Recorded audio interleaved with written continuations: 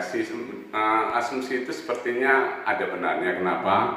7 kabupaten yang akan melakukan pemilihan kepala daerah Desember nanti itu akan menjadi sasaran lumbung-lumbung suara bagi partai politik yang mempunyai peluang menjagokan calon ataupun paslon gubernurnya yang akan bertarung 2020.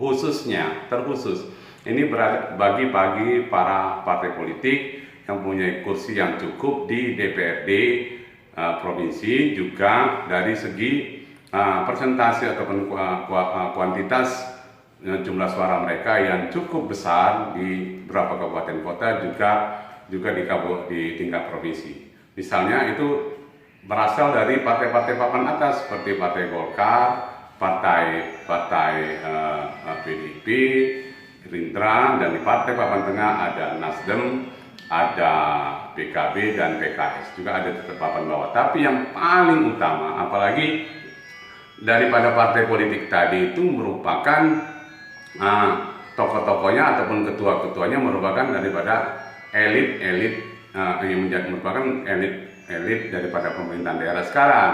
Contohnya, apakah mereka bupati, apakah mereka juga gubernur sekarang yang masih dalam satu periode, yang masih berpeluang untuk maju sekali satu periode lagi. Jadi perebutan untuk pemilihan gubernur 2024 nanti sangat seksi dan sangat strategis.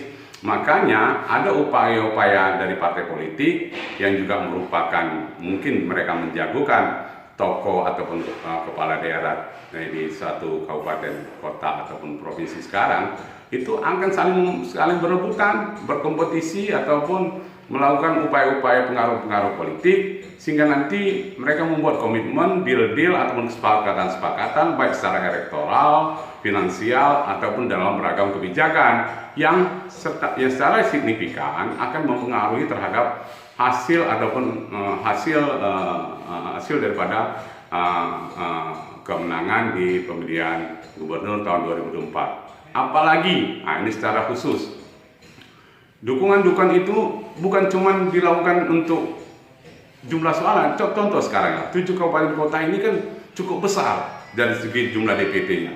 Nah, ini semuanya akan melakukan, partai-partai politik juga akan melakukan yang lain. Untuk tahun 2023 ada lagi pilkada serentak. Ini mereka akan akumulasi. Jadi akan dukungan yang kuat dan dukungan besar, dan mempengaruhi tingkat mudah tidaknya mereka akan meraih menjadi pucuk pimpinan atau memudahkan proses pertarungan mereka untuk menjadi melakukan pemilihan kepala daerah di tingkat gubernur pada 2024 nanti. Saya rasa untuk sementara itu yang bisa saya sampaikan.